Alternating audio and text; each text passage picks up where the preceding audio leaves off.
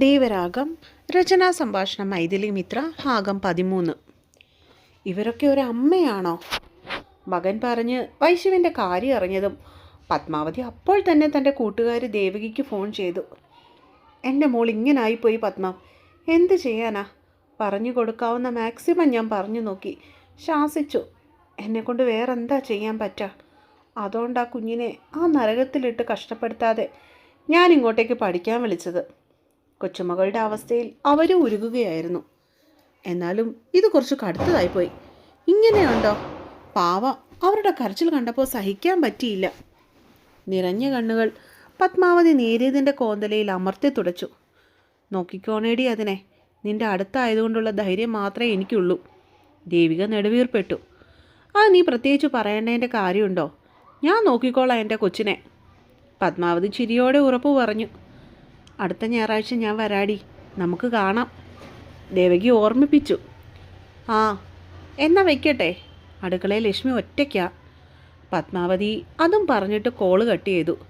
എന്നിട്ട് ഫോൺ ബെഡിൻ്റെ മുകളിലേക്ക് വെച്ചിട്ട് അവിടെ നിന്ന് എഴുന്നേറ്റ് മുറിയുടെ പുറത്തേക്കിറങ്ങി. ഹാളിൽ നിന്നും അടുക്കളയിലേക്ക് നടക്കുമ്പോഴേ അവർ കേട്ടു അകത്തു നിന്നും വൈശാഖിയുടെയും ലക്ഷ്മിയുടെയും ഉച്ചത്തിലുള്ള സംസാരങ്ങൾ. രണ്ടും കൂടി പാലട പായസം ഉണ്ടാക്കുന്നതിൻ്റെ തിരക്കിലാണ്. കഴിഞ്ഞോടി ലക്ഷ്മി? പിറകടുപ്പിലിരിക്കുന്ന ഓട്ടുരുളിയിൽ കിടന്ന് തിളച്ചു കുറുകുന്ന പായസത്തിലേക്ക് ഒന്നെത്തി നോക്കിയിട്ട് അവർ തിരക്കി.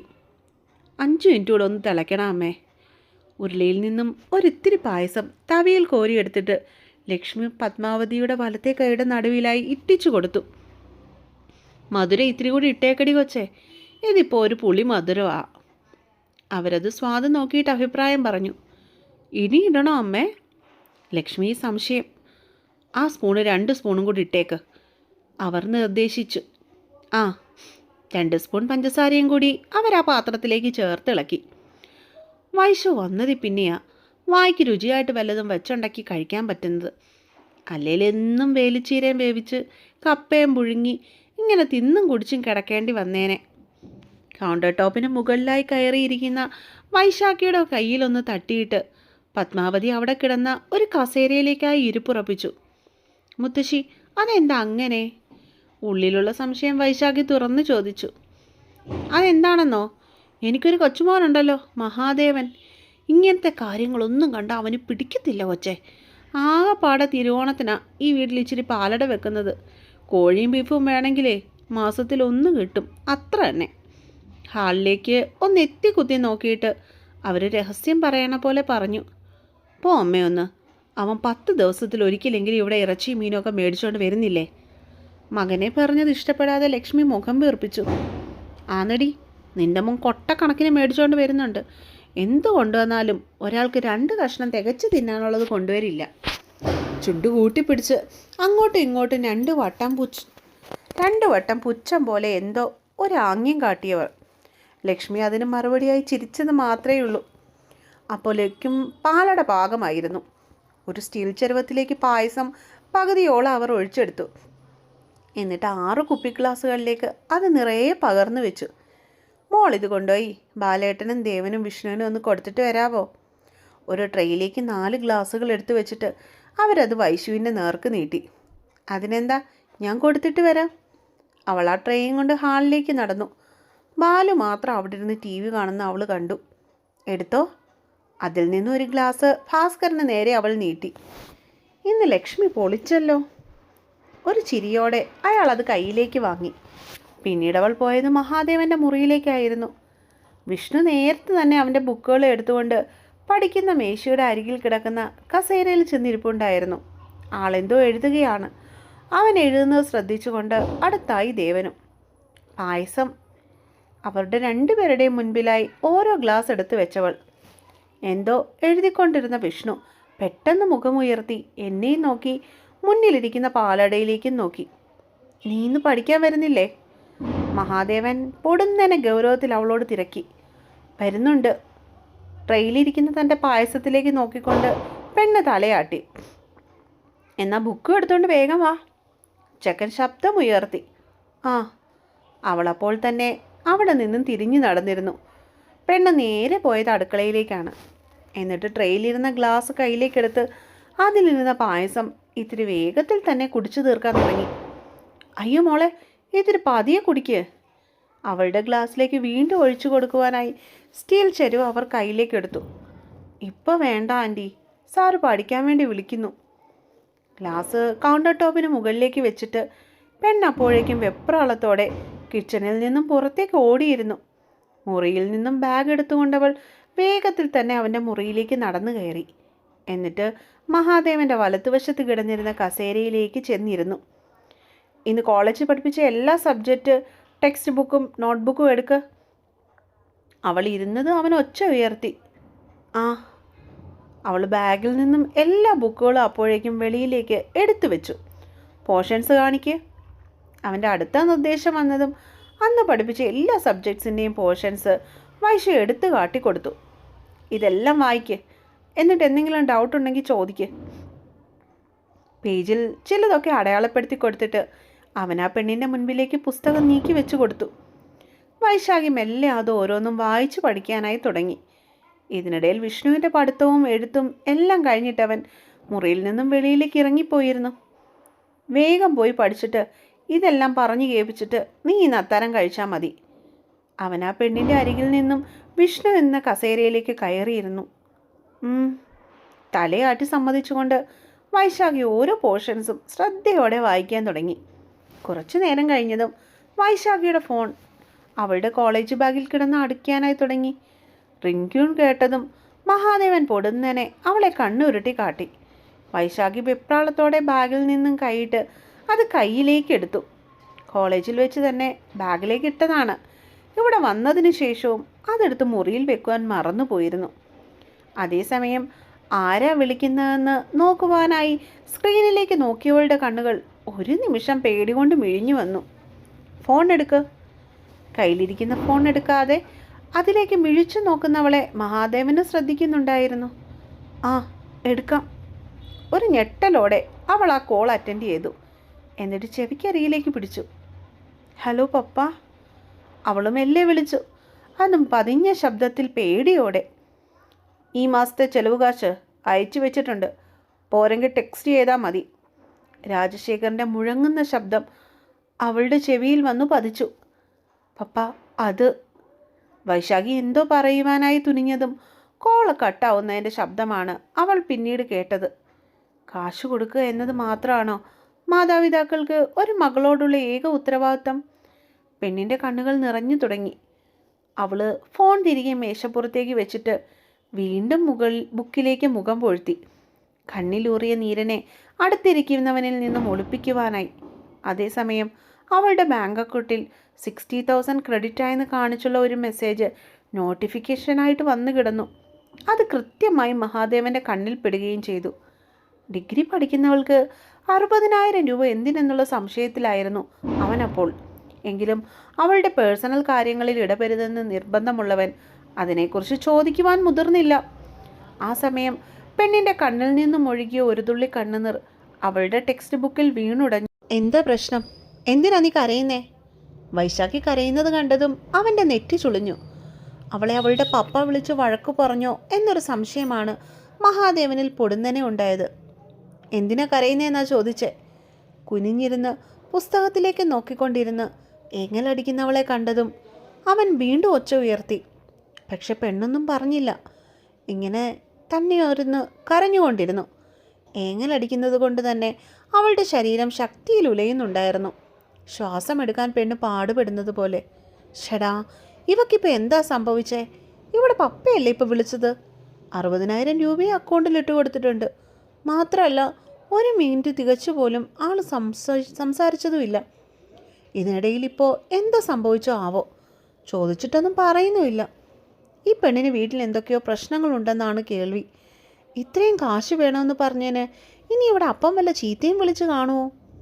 അതാണ് കാരണമെങ്കിൽ ചീത്തയല്ല, ഇവിടെ ഉച്ചക്കിട്ടൊന്ന് കൊടുക്കുകയാണ് വേണ്ടത്. അല്ല പിന്നെ. മഹാദേവൻ അവളെ നോക്കി ചിന്തിച്ചു. വൈശാഖി, ഇങ്ങനെ കരയാൻ മാത്രം ഇപ്പോൾ എന്താണ് ഉണ്ടായത്? ഇയാൾ കാരണം പറയാതെ ഞാൻ എങ്ങനെ അറിയാനാ? അവളുടെ കരച്ചിൽ കണ്ടതും ആ പെണ്ണിനോടുള്ളിൽ എവിടെയോ ഒരു അലിവ് അവന് തോന്നിപ്പോയിരുന്നു. എന്നിട്ടും മുഖമുയർത്താതെ കരയുന്നവൾ അവനിൽ വെപ്രാളം നിറച്ചു. ഇപ്പോൾ ഏങ്ങലടിയും കരച്ചിലും ഇത്തിരി ഉച്ചത്തിലാക്കിയിട്ടുണ്ട് പെണ്ണ്. അമ്മേ.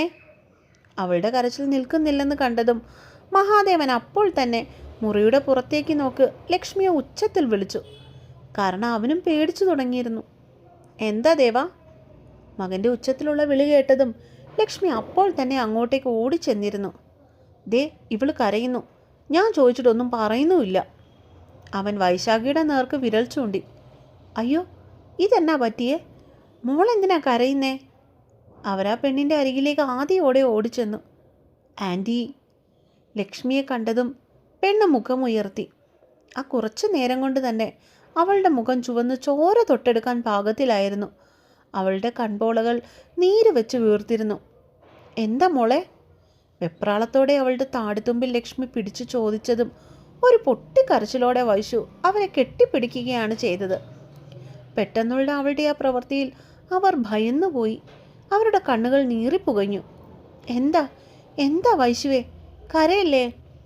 അവർക്ക് ആ സമയം വെപ്രാളം കൊണ്ട് എന്ത് ചെയ്യണമെന്ന് അറിവില്ലായിരുന്നു. ലക്ഷ്മി ആ പെണ്ണിനെ അങ്ങനെ തന്നെ നെഞ്ചോട് ചേർത്ത് പിടിച്ചു.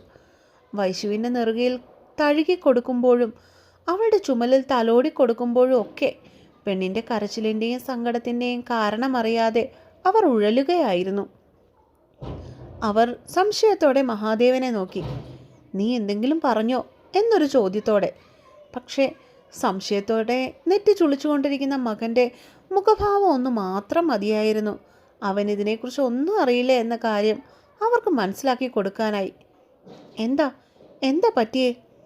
വൈശാഖിയുടെ ഉച്ചത്തിലുള്ള കരച്ചിൽ കേട്ടതുകൊണ്ടാവാം അപ്പോഴേക്കും പത്മാവതിയും ബാലുവും വിഷ്ണു ഒരുമിച്ച് ആ മുറിയിലേക്ക് ഓടിപ്പാഞ്ഞു വന്നത്. അറിയില്ല, മോള് കരയുന്നു, ലക്ഷ്മി സങ്കടത്തോടെ പറഞ്ഞു. എന്താ കാരണം? പത്മാവതി വെപ്രാളപ്പെട്ടു അവളുടെ അടുത്തേക്ക് ചെന്ന് നിന്നുകൊണ്ട് ആ പെണ്ണിൻ്റെ തോളിൽ തഴുകി. അറിയില്ല. വിഷ്ണു വീണ്ടും കൈമലർത്തി. ലക്ഷ്മി വീണ്ടും കൈമലർത്തി. അവളുടെ പപ്പ ഇപ്പോൾ വിളിച്ചു, അതിന് ശേഷം ഇങ്ങനെ കരയാൻ തുടങ്ങി. തനിക്കറിയാവുന്ന കാര്യം മഹാദേവൻ എല്ലാവരോടുമായി പങ്കുവച്ചു. ആ ലച്ചു, നീ അവളെ മുറിയിലേക്ക് കൂട്ടിക്കൊണ്ടുപോ, ഒന്ന് കിടക്കട്ടെ. മകനിൽ നിന്നും കേട്ട കാര്യം തന്നെ മതിയായിരുന്നു ബാലുവിനും ലക്ഷ്മിക്കും പത്മാവതിക്കും അവളുടെ കരച്ചിലിന് പിന്നിലുള്ള കാരണത്തിൻ്റെ ഏകദേശ രൂപം മനസ്സിലാക്കുവാൻ. വാ മോളെ. ലക്ഷ്മി അവളെ ഇത്തിരി ബലം പ്രയോഗിച്ച് തന്നെ കസേരയിൽ നിന്ന് എഴുന്നേൽപ്പിച്ചിരുത്തി. എന്നിട്ട് ദേവൻ്റെ മുറിയിൽ നിന്നും അവളെ ചേർത്ത് പിടിച്ചുകൊണ്ട് തന്നെ പുറത്തേക്ക് കൊണ്ടുപോയി.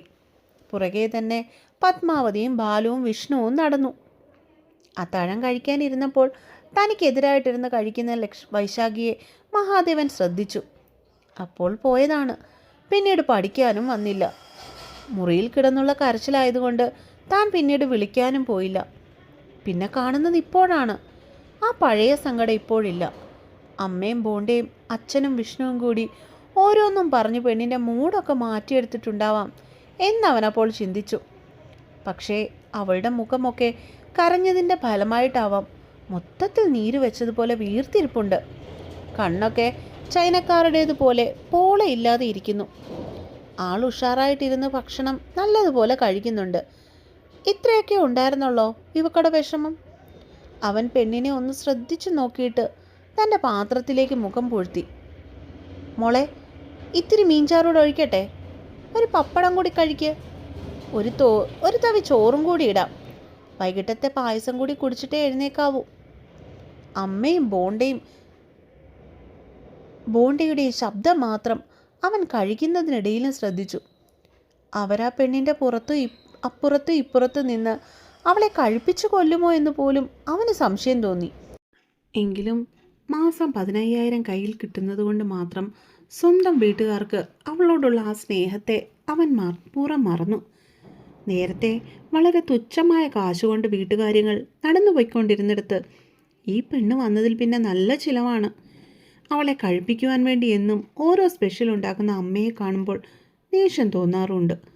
എങ്കിലും അടക്കി പിടിച്ചിരിക്കും. കാശ് മേടിച്ചിട്ട് തെണ്ടിത്തരം ചെയ്യരുതല്ലോ. അതുമാത്രമല്ല, വീട്ടിലെ ഒരു അംഗത്തെപ്പോലെ കാണണം എന്നാണല്ലോ ആശാട്ടിയുടെ ഓർഡറും.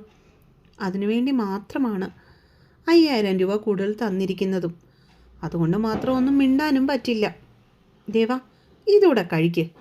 ഓരോന്ന് ഓർത്തുകൊണ്ട് ദേവൻ പാത്രത്തിലെ ചോറ് മുഴുവൻ വാരിക്കൊഴിച്ചിട്ട് എഴുന്നേൽക്കാൻ തുടങ്ങുമ്പോഴാണ് ലക്ഷ്മി അവൻ്റെ മുന്നിലേക്ക് ഒരു ഗ്ലാസ് പായസം എടുത്തു വെച്ചത്.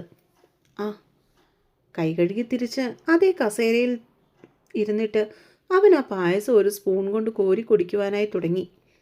ഇടയ്ക്കെപ്പോഴോ ആണ് മഹാദേവൻ്റെ നോട്ടം വൈശാഖിയുടെ പാത്രത്തിലേക്ക് നീണ്ടത്. പാത്രത്തിലേക്ക് നോക്കിക്കൊണ്ട് കഴിക്കാനാവാതെ ഞെളിപിരി കൊള്ളുകയാണ് പെണ്ണ്.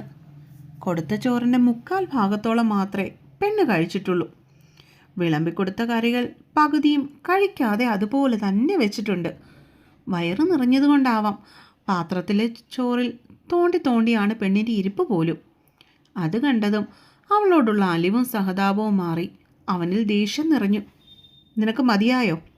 മഹാദേവൻ ഇത്തിരി ഗൗരവത്തിൽ തന്നെ തനിക്കെതിരായിരിക്കുന്നവളോട് ചോദിച്ചു. ആ, അവൻ്റെ ചോദ്യത്തിലൊന്ന് പതറിയെങ്കിലും മതിയായി എന്നുള്ള രീതിയിൽ തലയാട്ടി സമ്മതിച്ചവൾ. എങ്കിൽ പിന്നെ എന്തിനാണ് ഇത്രയും ചോറും കറിയും എടുത്തത്? അവൻ ആ പെണ്ണിനെ രൂക്ഷമായിട്ട് നോക്കി. ആ നോട്ടത്തിൽ വൈശു ഒന്ന് ഞെട്ടിപ്പോയി. പേടിയോടെ അവൾ അപ്പോൾ തന്നെ അവനിൽ നിന്ന് നോട്ടം മാറ്റി കളഞ്ഞു. ഒരു നേരത്തെ ആഹാരത്തിന് വകയില്ലാത്ത ഒരുപാട് ആൾക്കാരുണ്ട് ഈ ഭൂമിയിൽ. അത് മാത്രമല്ല, ഈ വെച്ചുണ്ടാക്കി തരാൻ ഉപയോഗിക്കുന്ന സാധനങ്ങൾക്കൊക്കെ എന്ത് വിലയാണെന്ന് തനിക്ക് വല്ല ഊഹമുണ്ടോ? അവനവന് വേണ്ടുന്ന അത്ര എടുത്ത് കഴിച്ചാൽ പോരെ, എന്തിനാ ഫുഡിങ്ങനെ വേസ്റ്റ് ചെയ്യുന്നത്? അവൻ്റെ ഒച്ച അവിടെ ഉയർന്നു. നീ എന്തിനാ ദേവാ അവളോടിങ്ങനെ ഒച്ചയെടുക്കുന്നേ? അടുത്തിരുന്ന പത്മം അപ്പോൾ തന്നെ കൊച്ചുമകനെ ശാസിച്ചു. കാരണം ഇത്രയും നേരം കരഞ്ഞുകൂവി നിലവിളിച്ചുകൊണ്ടിരുന്നവളെ സമാധാനിപ്പിച്ച് കഴിപ്പിക്കുവാൻ കൊണ്ടിരുത്തിയവൾ വീണ്ടും കരച്ചിൽ തുടങ്ങുമോ എന്നൊരു പേടി അവരിലുണ്ടായിരുന്നു. ഒച്ചയെടുക്കേണ്ട കാര്യമാണെങ്കിൽ ഞാൻ ഒച്ചയെടുക്കും. ആരും ഫുഡ് വേസ്റ്റ് ചെയ്യുന്ന എനിക്കിഷ്ടമുള്ള കാര്യമല്ലെന്ന് ബോണ്ടയ്ക്ക് അറിയില്ലേ? അതോ പണ്ട് അനുഭവിച്ച പട്ടിണിയും പരുവട്ടവും ഒക്കെ ഇപ്പോൾ മറന്നുപോയതുകൊണ്ടാണോ? കൊച്ചുമകൻ്റെ ഒരൊറ്റ ചോദ്യത്തിൽ അവർ മിണ്ടാതായി. കാരണം ഒരിക്കൽ ഇതൊക്കെ തങ്ങൾ അനുഭവിച്ചതാണ്. അത് മഹാദേവനും അറിയും. ദേവമാതി, ഇനി അവൾ അങ്ങനെ ചെയ്യില്ല.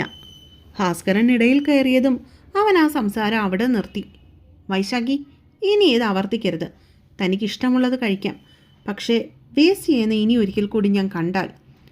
ഒരു ഭീഷണി പോലെ അത്രയും പറഞ്ഞിട്ട് എഴുന്നേറ്റ് പോകുന്നവനെ കണ്ടപ്പോൾ സുനാമി ഒഴിഞ്ഞ തീരം പോലെയായിരുന്നു അവൾക്കപ്പോൾ അനുഭവപ്പെട്ടത്. അപ്പോൾ സ്റ്റോറി കേൾക്കുന്നവരെല്ലാവരും നിങ്ങളുടെ അഭിപ്രായങ്ങൾ കമൻറ്റ് ബോക്സിൽ രേഖപ്പെടുത്തണം. നിങ്ങളുടെ അഭിപ്രായങ്ങൾ അറിഞ്ഞാൽ മാത്രമേ എനിക്ക് നെക്സ്റ്റ് പാട്ടിടാനുള്ള ഒരു ത്വര ഉണ്ടാവുകയുള്ളൂ. അതുകൊണ്ട് മുത്തുമണീസ് എല്ലാവരും വായിച്ചിട്ട് ഇഷ്ടപ്പെട്ടാലേ ഒന്ന് കമൻ്റ് ഇട്ടിട്ട് പോണേ. പിന്നെ ഇതുവരെയും സബ്സ്ക്രൈബ് ചെയ്യാത്തവരാണെങ്കിൽ എൻ്റെ ചാനൽ ഒന്ന് സബ്സ്ക്രൈബ് ചെയ്തിട്ടും പോകണം. അപ്പം എല്ലാവർക്കും have A nice day and good night.